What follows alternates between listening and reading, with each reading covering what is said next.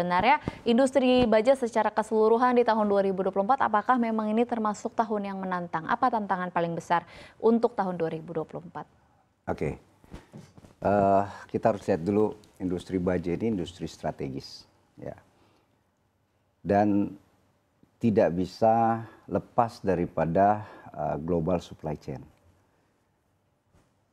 Pertumbuhan baja nasional kita itu cukup tinggi, bahkan lebih tinggi daripada pertumbuhan rata-rata ekonomi nasional. Kita 5-6%. Ini tentu dipicu tidak lain daripada program-program atau proyek-proyek strategi nasional, infrastruktur, properti, transportasi, ya, sarana-sarana pelabuhan, laut, darat dan sebagainya. Ditambah dengan otomotif, ya. Ini pertumbuhannya mendorong tentunya bagaimana industri ini harus menangkap peluangnya.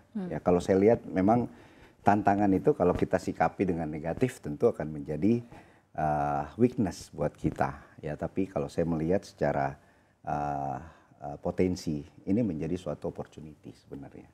Namun tentu opportunity ini tidak bisa berjalan sendiri. Ya, kesempatan ini nggak bisa jalan sendiri. Kita tahu baja nasional ini is a mother of industry. Ya. Semua manufacturer itu menjadi turunan daripada baja nasional. Dan investasi baja ini termasuk investasi padat modal. Saya kasih contoh untuk memproduksi crude steel dari hulu sampai mid. Ya, untuk memproduksi 1 juta ton baja itu dibutuhkan 1 miliar US. Ya, nah disinilah pemerintah harus hadir, negara harus hadir bahwa untuk melindungi iklim, untuk melindungi pertumbuhan pengusaha nasional baja, ini tentu diminta kepada pemerintah melakukan upaya-upaya proteksi ya kepada industri nasional. Bukan berarti kita nggak punya daya saing, ya. Itu kita tidak apple to apple untuk menghadapi persaingan global. Ya, bagaimana China sampai hari ini kemampuan produksinya itu sudah sampai 1 miliar ton. Ya, sedangkan kita itu hanya 18-19 juta ton kapasitas. Ditambah hanya utilisasinya hanya 60%. Memang ada gap akhirnya, ya, sehingga ruang inilah karena kita tahu negara ASEAN, 10 negara ASEAN ini kan menjadi magnet epicentrum ekonomi baru, ya, sehingga dengan produksi masifnya China tentu akan mencari pasar baru. Nah, sayangnya di ASEAN ini Indonesia sangat lemah menginisiasi upaya-upaya perlindungan dalam negeri. Misalnya safeguard, biaya masuk anti dumping, ya, unfair trade. Ini yang kita pengen sampaikan kepada pemerintah untuk tidak perlu malu atau tidak perlu ragu untuk melakukan upaya-upaya perlindungan ini. Sehingga kita punya waktu untuk menyiapkan daya saing, ya, daya saing dengan apa, peremajaan pabrik, ya kan, seperti kami usia pabrik kami itu udah 50 tahun, ya, bagaimana bisa berkompetisi dengan pabrik-pabrik yang pasti jauh lebih baru, lebih efisien dan produktivitasnya sangat tinggi. Oke, berarti memang tantangan utamanya adalah yaitu persaingan, dan tadi ada sebutkan bahwa spesifik adalah baja produksi China. Di samping soal berkaitan dengan harusnya memang pemerintah, ini kan memang fenomena yang tidak hanya industri baja saja yang menghadapi, banyak industri yang juga menghadapi masalah yang sama dan musuhnya bisa dikatakan ya sama-sama produk-produk dari China begitu. Kalau untuk industri baja sendiri, bagi off-taker, sebenarnya apa sih keunggulan atau yang menjadi tantangan? Apakah memang hargakah dari baja China yang memang harganya jauh lebih murah yang akhirnya agak sulit nih untuk produk Indonesia untuk bersaing, atau seperti apa, Pak? Iya, bicara secara size, ya, 1 miliar ton dengan 18 juta, ini udah nggak bisa compete dari harga, ya.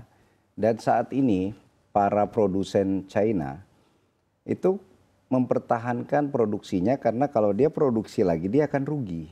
Ya ini situasinya karena ada kebijakan pemerintah China untuk mengerem ya proyek-proyek infrastruktur, properti dan lain sebagainya.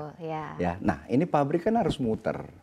Akhirnya dia melakukan potongan harga yang menyalahi sebenarnya dumping itu tadi. Ya, tetapi di satu sisi Indonesia karena gap produksinya juga tidak bisa mensuplai, ya inilah yang memberikan ruang untuk banjirnya importasi produk China. Nah, yang kita khawatirkan para pejuang-pejuang produsen baja nasional ini berubah mindset untuk menjadi trader, ya karena dengan dia produksi dia tidak bisa untung, ya. Nah, akhirnya udah deh saya lakukan trading transaksional aja gitu ya. Nah ini yang menjadi ancaman buat negara kita karena tadi sudah disebutkan sama Dina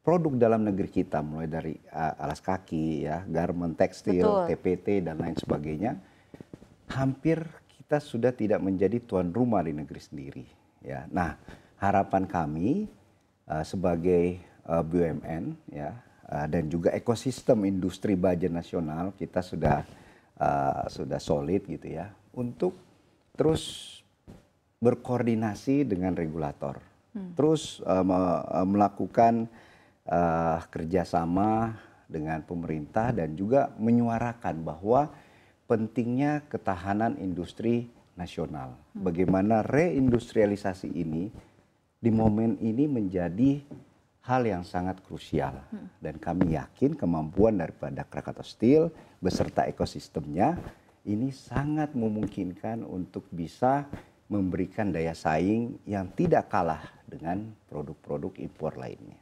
Tapi tetap berharap bahwa pemerintah bisa melindungi pasar industri baja di Indonesia, begitu ya. Lebih proteksinya lebih ditingkatkan begitu. Ya. Pertanyaannya adalah apakah Anda begitu mewakili Krakatau Steel melihat upaya pemerintah pada saat ini atau penerapan dari kebijakan misalnya dari anti dumping, kemudian tarif impor yang lebih tinggi terhadap baja impor, apakah memang sudah cukupkah atau sebenarnya kurang gigit nih Pak proteksi yang dibuat oleh pemerintah Indonesia? Iya, memang jujur saja ya regulasi ini kan harus sangat hati-hati ya regulasi. Jangan sampai regulasi itu dibuat terburu-buru malah memberikan dampak negatif lainnya. Saat ini kami sudah berkomunikasi, diskusi sangat intens dengan kementerian, terutama Kementerian Perindustrian, Kementerian Perdagangan. Ya.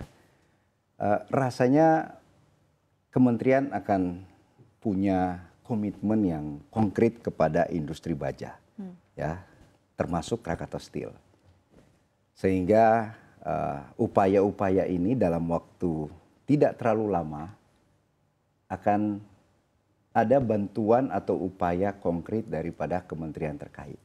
Tentu ini memerlukan waktu ya bagaimana ekosistem baja nasional ini bisa memberikan dampak ekonomi secara langsung.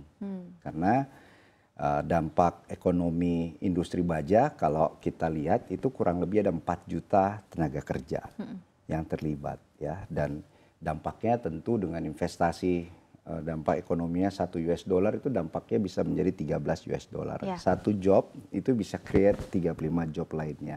Dan rasanya pemerintah sangat sadar untuk sudah sangat sadar. Jadi kita lihat dalam waktu tidak terlalu lama kita harapkan regulasi yang lahir daripada pemerintah akan pro bisnis, pro industri baja nasional. Baja nasional terutama produksi yang dari dalam negeri ya Pak? Betul.